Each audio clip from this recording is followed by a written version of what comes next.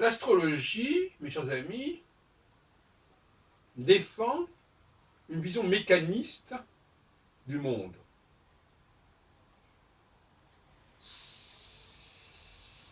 Je dirais que c'est une façon de la définir, au fond. L'astrologie étudierait la dimension mécaniste et mécanique de nos sociétés.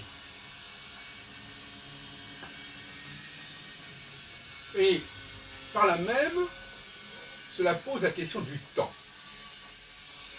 Car, de la même façon que vous remontez un réveil pour qu'il sonne à telle heure, eh bien voilà, vous allez dire que telle machine va marcher pendant un certain temps, jusqu'à un certain moment.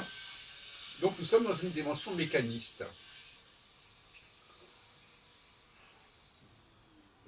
Et quand on regarde bien l'astrologie, on s'aperçoit que les gens qui font l'astrologie en sont convaincus et que c'est même ce qui les attire à l'astrologie.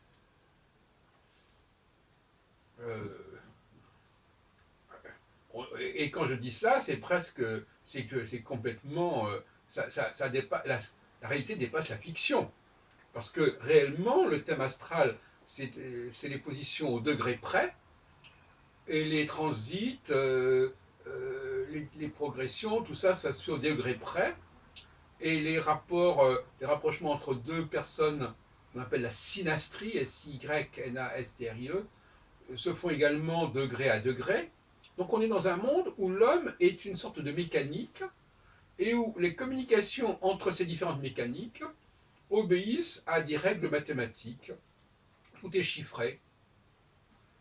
Et par conséquent, comme dirait Bergson, qui s'est beaucoup intéressé à la question du mécanisme, des mécaniques, notamment dans son œuvre, dans l'évolution créatrice notamment, mais pas seulement, eh bien, tout se déroule de façon absolument mécanique. Et ce qui est assez curieux, c'est que les astrologues eux-mêmes ne présentent pas les choses ainsi.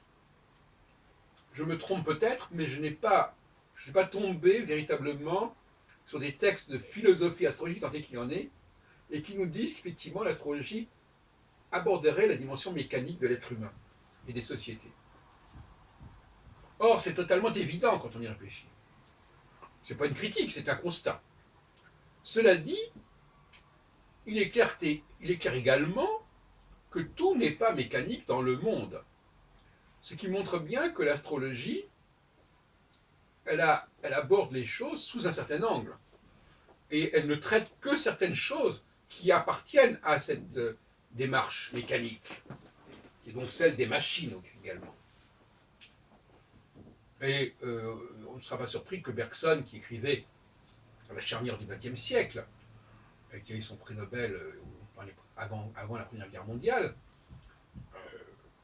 était marqué aussi par l'essor de la révolution industrielle, etc. Et il voyait bien qu'il y avait une dimension mécanique tout à fait flagrante. Et même quelque part la vie politique, le calendrier électoral, obéit aussi à une forme de mécanique extrêmement bien huilée, comme on dit. D'ailleurs, le mot huilé veut bien dire ce qu'il veut dire. On met de l'huile dans les rouages. Et cette dimension ne semble pas avoir été pleinement assumée par les astrologues. Qu'on me démente sur ce point, qu'on me démentisse sur ce point, mais je n'en suis pas certain. Alors, Bergson oppose la dimension mécanique à la dimension finaliste. La finalité serait le fait de chercher un résultat, d'obtenir une fin, d'arriver vers un aboutissement. Alors que la mécanique, c'est quelque chose qui tourne, c'est la routine, ça tourne indéfiniment, et ça revient indéfiniment, de telle sorte qu'il n'y a pas de finalité. D'ailleurs, chez les Hébreux, pour parler de la réincarnation, on parle de galgal, c'est-à-dire de la roue qui tourne.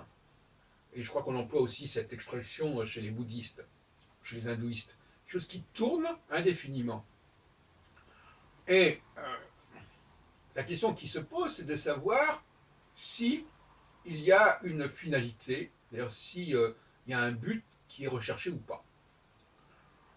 Moi, j'ai tendance à opposer sociologie et histoire.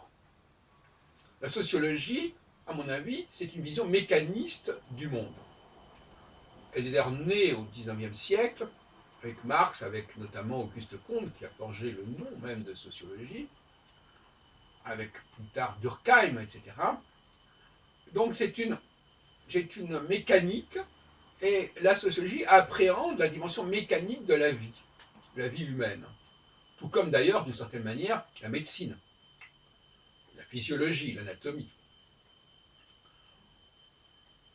Et l'histoire, par opposition à la sociologie, même si, dans le cadre de la nouvelle histoire, autour de Marc Bloch, par exemple, l'école des annales, on dit qu'il faut prendre appui sur la sociologie, ça ne signifie pas que l'histoire soit de la sociologie. Ça veut dire simplement que c'est un élément qui joue, bien entendu. Mais l'histoire, on a la grande question, c'est de savoir s'il y a des lois de l'histoire. Beaucoup d'astrologues sont, notamment il y a un ouvrage d'André Barbeau qui s'appelle carrément Les astres et l'histoire, qui est en 1967. Moi je pense qu'il y a une confusion là. C'est pas les astres et l'histoire. C'est le rapprochement qui doit se faire avec une science humaine, c'est la sociologie, c'est pas l'histoire. Précisément l'histoire, au contraire, s'oppose à la sociologie. Elle n'obéit pas à des lois précises, à mon avis, si ce n'est justement des lois qui relèvent de la sociologie. L'histoire correspond à une forme de, comment dirais-je, de volontarisme d'une certaine manière, donc quelque part de finalisme, si l'on veut. En tout cas, c'est une volonté d'arriver à quelque part, mais c'est aussi, l'histoire, elle va créer des structures qui ne sont pas celles de la sociologie. Mais on pourrait en discuter. Par exemple, la notion d'empire, la notion de nation même, est-ce que ce sont des notions sociologiques? Jusqu'à une certaine mesure, il y a quelque chose d'arbitraire dans l'histoire et c'est souhaitable. C'est souhaitable. Arbitraire, ça veut dire que on utilise sa liberté pour justement établir des règles. Mais des règles qui peuvent être changées. Le paradoxe, c'est que les femmes, qui sont par définition justement des êtres extrêmement mécanisés, si on peut dire, sont très attachées à la volonté. Il y a une espèce d'attirance pour les contraires. Plus on est mécanique, plus on parle de volonté, de changer. Plus on est mécanique, plus on parle de liberté. Et paradoxalement, plus on est libre, plus on est disposé à trouver des règles. J'écoutais tout à l'heure une émission, je crois que c'est sur France Culture, on étudiait l'électorat de Fillon. On avait remarqué que, parce que je me plaignais qu'il n'y avait pas de statistiques au niveau du sexe, eh bien justement si. 65% ou 62% des gens qui ont voté pour Fillon sont des femmes.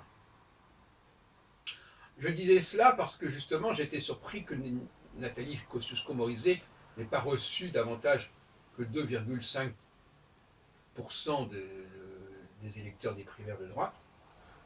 Ce qui veut dire que les femmes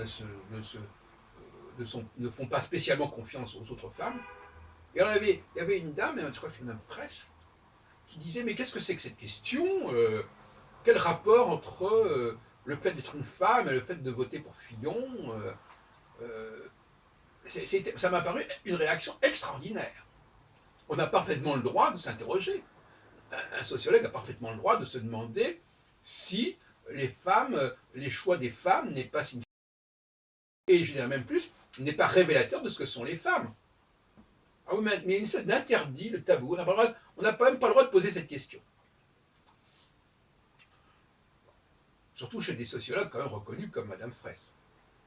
Ça me paraît invraisemblable comme façon d'attitude, comme attitude.